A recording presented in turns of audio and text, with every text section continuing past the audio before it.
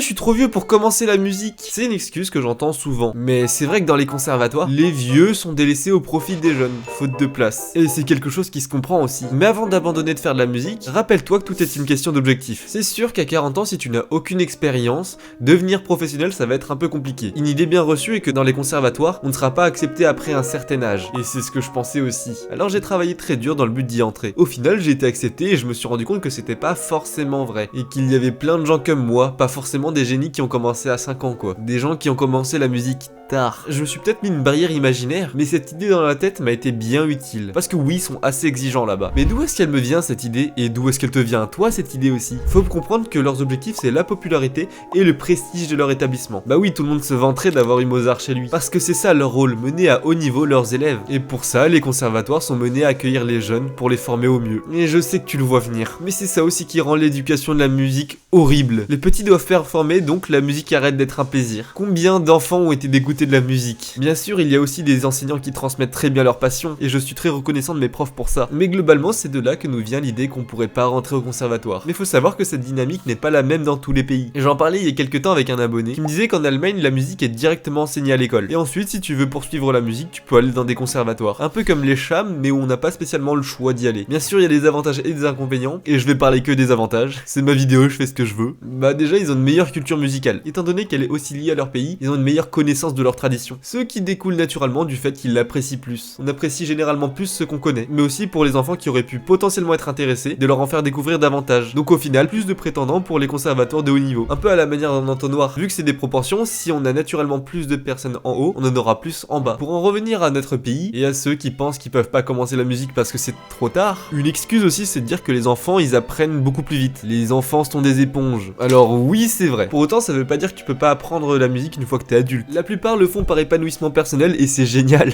La musique a tellement de bienfaits. Se sentir progresser est un sentiment merveilleux. Mais ce qui est encore mieux, c'est de la partager avec d'autres gens, de vivre la musique avec les autres. Mais je ferai une vidéo pour parler de ça évidemment. Je dois avouer que pour cette vidéo, je pense quand même pas mal à ma mère. Quand j'ai commencé la musique, elle a elle aussi beaucoup hésité à reprendre en fait. Parce qu'elle en avait fait un petit peu quand elle était jeune. Et comme c'était quelque chose qui lui tenait à cœur, je suis content d'avoir pu l'inciter à en faire. Ma mère a commencé à apprendre la guitare classique. Mais avant d'aller t'inscrire, tu dois savoir qu'il y a plusieurs niveaux dans les conservatoires. Ma mère n'est pas allée s'inscrire au conservatoire le plus prestigieux. Il y a 3 niveaux. Le conservatoire national, régional et communal ou intercommunal. Si je dis pas de bêtises, il n'y a pas de grande différence entre le dernier et des écoles de musique. Donc ce que j'ai fait, c'est commencer avec le plus bas de l'échelle. Et ensuite, je suis allé chercher le conservatoire à rayonnement régional, qu'on appelle CRR. Si c'est ce que tu veux faire, bah je te conseillerais de faire ça comme ça. Voilà. Pour en revenir au fait de commencer la musique tard, ça pose aussi une autre question, celle de l'avenir. Parce que oui, vivre de la musique, c'est compliqué. Ici, je parle toujours des gens comme moi, pas ceux qui ont commencé à 40 ans. Et ça, c'est si déjà tu veux vivre de la musique. T'es pas obligé de faire ça. Mais si tu veux déjà t'engager dans la musique, déjà ça dépend de ton style. Si c'est pour faire de la pop, ça devrait aller, c'est plutôt populaire. Pareil pour le rap, c'est plutôt populaire. Par contre, pour la musique classique, là ça va être compliqué.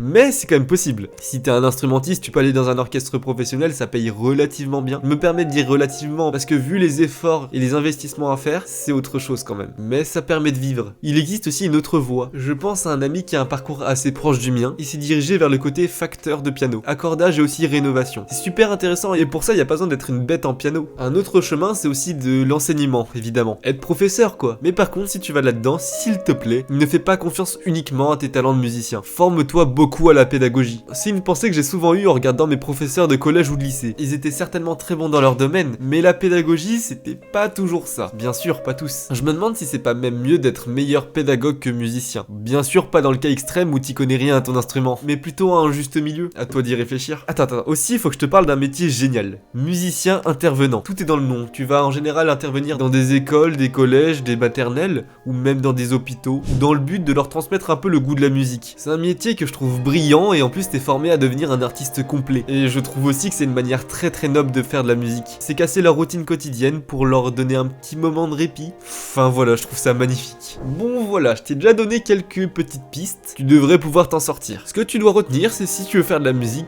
fais-en. Mais si jamais t'as besoin de me donner ton avis, tu peux me le donner en commentaire ou alors ce que tu peux faire c'est rejoindre mon Discord. C'est le premier lien dans la description. Tu me donnes ton mail et tu auras accès au Discord comme ça. Et si la vidéo t'a plu, abonne-toi.